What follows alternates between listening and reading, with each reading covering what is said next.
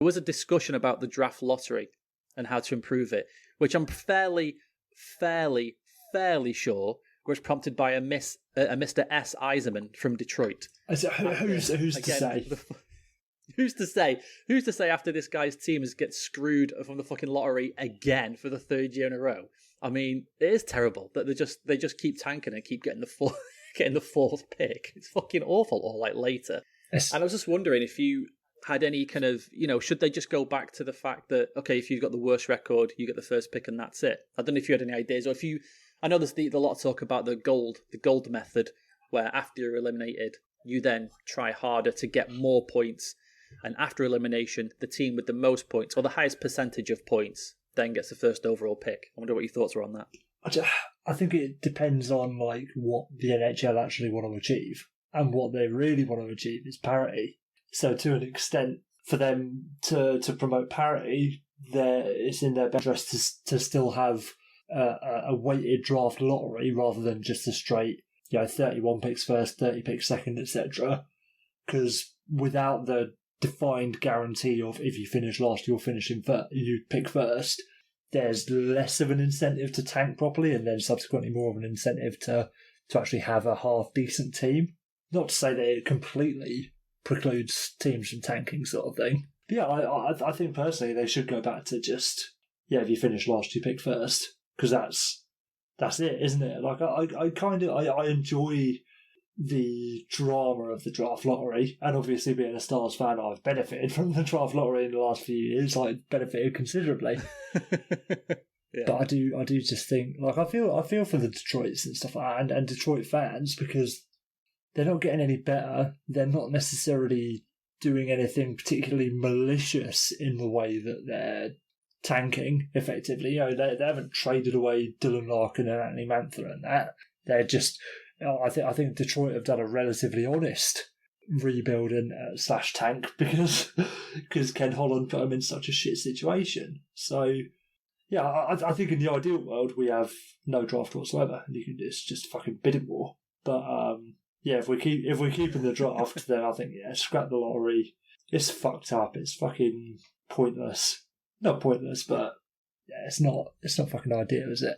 This season was the end for me. That I thought, all right, like the lottery's done. You can't, teams that had been in the playoffs, then maybe like the Leafs. If the Leafs had got the first overall pick, or the Oilers had got the first overall pick, it would have been an absolute. But this year you can't. Like with anything in the bubble, you can't compare this year to other years and then make a judgment of it. I agree with you now that if there was no lottery. If there was no lottery, it wouldn't have mattered. No, you're right. If there was no lottery, the bubble doesn't matter. The worst team gets the first pick, and then subsequent worst teams get the next picks. That's simple. And then that's it. Yeah, that's very true. That is very true. I just think, I've always thought, like, the GMs and owners are always have to look at that financial bottom line, which is something that we do talk about a lot on here, that people never seem to bring up. There's a financial implication to your team being bad. If that owner is willing to risk a loss of revenue to make his team better, that should be up to him or her. That should be their choice. So in Detroit, if they say, that's it, we're tanking, we're going to lose half our revenue from the fan base because they know we're tanking, so there's no point in them coming back to watch games, because why would they care if they know that we're trying to be bad?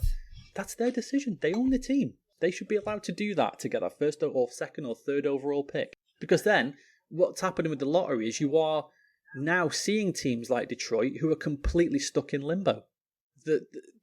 Because there's no guarantee of you getting a first, second, or third overall pick. And again, the first, second, or third overall pick isn't always a guarantee. But if in the past couple of years the Red Wings had got a Lafreniere, or even like a Jack Hughes, or a Kakko, or somebody like that. Yep. Okay, now they've got something they can build around.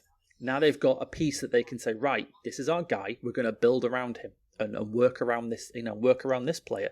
And instead, they're just sort of nickel and diamond and trying to find who would you take at 4 or 5? I don't know, this guy maybe, because you don't know. And I don't know. I just think the NHL's desire for parity is, with the lottery, is actually making it worse. With all these teams that just going nowhere. Yeah, and their desire for parity, full stop, is nonsensical. Like, I think it's shooting themselves in the foot, because so what's the most important part of the NHL schedule in the year, Dan? It's the playoffs, isn't it? I would say the playoffs. Yeah, exactly. So if you've got teams who are tanking and subsequently getting rid of their good players in order to replace them with bad players, which teams are going to be taking the good players? It's the fucking playoff teams. The teams who aren't in for a hope of getting those low picks. So you're going to promote tanking for these shit teams and then giving them incentive to become better later down the line because they've got more guarantee of getting good young players. And you're putting better players into the playoffs. You wouldn't end up with a situation where like Taylor Hall's played in fucking 5 playoff games in his lifetime because the shit teams he was stuck on would have fucking offloaded him because it made sense to, rather than, we could trade Taylor Hall and have a 15% chance of picking first, or we could keep him. So it's you're going to bolster your better teams by promoting tanking, and then in theory sharing the wealth later down the line by the draft.